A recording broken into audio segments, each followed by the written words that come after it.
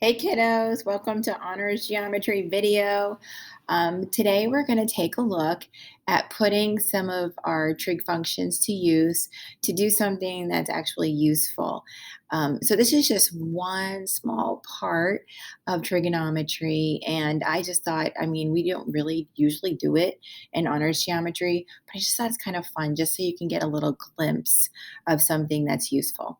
So you have been doing area of a triangle for a long time, and these are your notes, by the way. So if you don't have these notes, go ahead and get them. They should be in the packet that I gave you, and also you're going to notice right behind these in the packet, it says area of an oblique triangle. This is your homework. So yep, you're welcome. It's all there right together. Um, and if you are online, it is under the topics page, and you've been doing this for a long time, so you know where to find that. But anyway, you know how to find the area of a triangle, right? You've got this little formula, area equals 1/2 base times height. That's how you see me write it on the board all the time. And the important thing you have to remember is that um, height and base have to meet at a 90-degree angle. They're perpendicular to one another.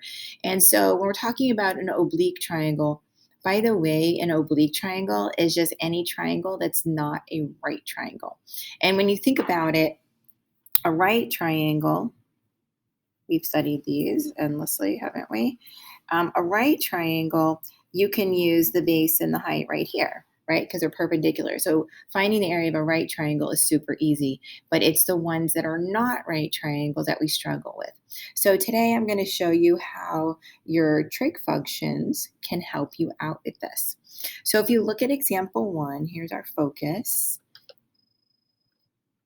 And they've already labeled it for us. So in trigonometry, when we work with angles, the uppercase letter is usually for the angle, and then the lowercase letter is for the side across from that. So when they're talking little b, they didn't put little b on here, but notice it's across from angle B is side B. So side B is going to be the lowercase b. And then across from side angle C is 15. So this 15 represents the whole entire side length of AB. And then they give you angle A is 50. Now here's the thing. The formula for finding the area of triangle has not changed.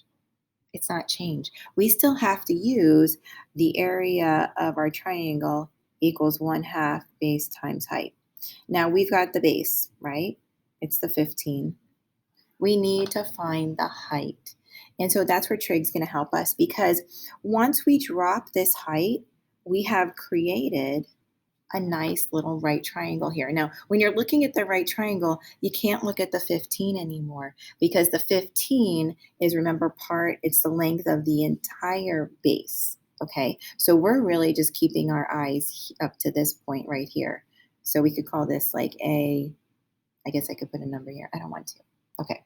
Anyway, you get the idea. So when you're looking at this and you're working with trigonometry, you've got your angle, 50 degrees, you've got the hypotenuse, and you've got the opposite side. So guess which trig function that is? Yeah, it's sine. So to find the height, let's do the height over here. We're going to do the sine of 50 degrees equals the height over 10. There it is. So we can come over here and remember little cross products. So we've got the height equals the sine of 50 degrees times 10. All right, so grab your calculator and let's put that in. And we can just put this in, if you wanted to, into the whole formula, because now we have 1/2 times the 15 times the sine of 50 degrees times 10. Right now, I love to reduce. So let's get rid of this 2, and the 10 is going to become a 5. You could even do 5 times 15, 75, and make it that much easier. So make sure your calculator's in degree mode. If you've already put it in for our other lessons, it should be right there. So sine of 50 degrees times 15 times 5. And I get the area of my triangle equals 57.45. It doesn't tell us what to round it to. Oh, it's like longer, but you get the idea, right? So we could say 57 and a half. And there's no units here to consider. So there you go. That's how easy it is. Isn't that super cool that you just got to use a trig function? So, so we're not the only people on the planet to actually notice this. This is actually super popular, and you'll see this when you take pre-calculus or trigonometry. So we're going to look at what we just did and look at how we would derive the formula. So notice when you look at this triangle, there are no numbers on it. Oh my goodness. So what we're going to do is we are going to focus on this angle, and we will need this side and this side. And one of the things that you should notice, oh, and back up here, we had, right, we had this angle, angle A, and we had these sides. Notice we're looking at a side angle side relationship. So it only works for certain oblique triangles, but don't worry, when you get further into trigonometry, you'll learn all other ways to get those sides and those angles if you don't already have them. So, not a big concern. So anyway, we're going to be working with the side angle side. Now here's the thing, you could switch it around and do any side angle side on the triangle. But I mean, if I wanted to, I could use angle B, and I could use side A, and I could use the base of C. And if I wanted to use angle C, I would just need to draw my height from a different spot, but it would work the same way. So if we were going to find the area of our triangle, we're going to do 1/2 base times height, right? So we have 1/2 times the base. Now the base is letter C, right? That's this whole length right here is letter C. And then to find the height, remember we're using our cosine, I'm sorry, our sine, because we're doing the opposite over the hypotenuse.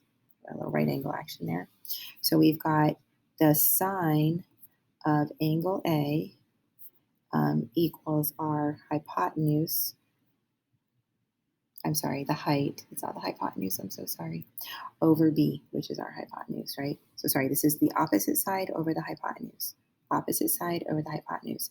So when you solve for height, we get height equals B times the sine of angle A. So instead of my height, I'm going to put that right in here. So we have, this is a baby C, by the way. And then we have B times the sine of angle A. Okay. So this is one way to find the area of the triangle. So when you turn the page over, you're going to see this formula. Now, here's what I'm going to tell you. I don't use the formulas. I don't want to memorize a formula. It makes sense to my brain that I can use sine to find the height of a triangle, and I can use 1/2 base times height. And you can do that for the rest of your life. Even when you're in pre-calculus and trigonometry, you can do that. But for those of you that like formulas, here's what they look like. Okay, so this would be for our triangle, right? And it depends on what side angle side relationship you have. So let's just draw a triangle here. I feel like this needs a picture.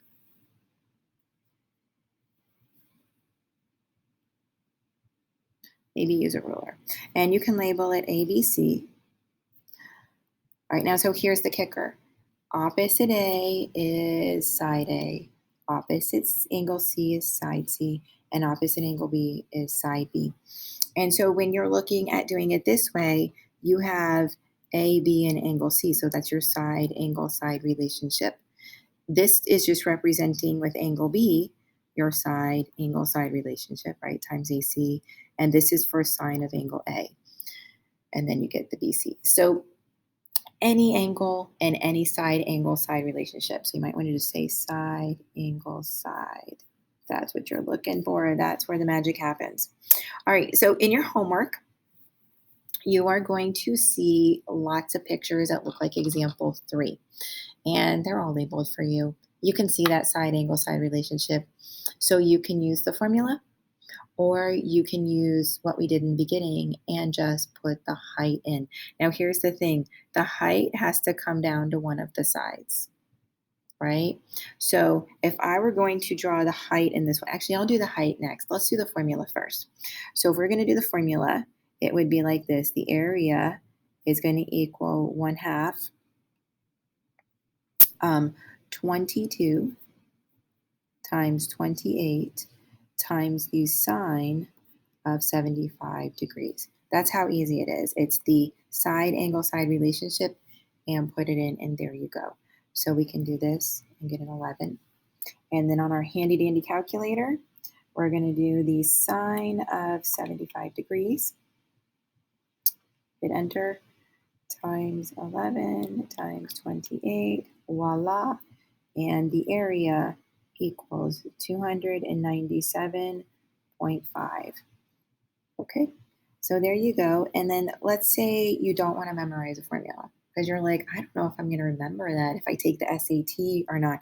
So how do I do this? So the way you need to do this is you're going to drop the height. Um, it doesn't really matter which one you use. Let's go ahead and drop it from A, and this is not going to look that great. But let's pretend that's a right angle. Okay, so here's my base. This is my B, my base, and this is my height. So this is your angle of 75, and that's your opposite side, and that's your hypotenuse. All right, so if you do area of a triangle equals 1/2 base times height, you've got 1/2 the base, which is our 22, and then you've got, to find the height, you're going to do the sine of 75 degrees equals the height over 28. And then you just do cross products and put it in over here. So you can see it is the exact same thing. I mean, it's just the way you want your brain to remember it, right? So when I plug this in my calculator, I will get the same exact answer, 297.5. I'm not even going to plug it in. Okay, well, that's it. Finding the area of oblique triangles. I hope you enjoyed that. I hope that made your trig a little bit more meaningful. But I will see you next class, and get that homework worksheet done, and have a blessed day. Love you.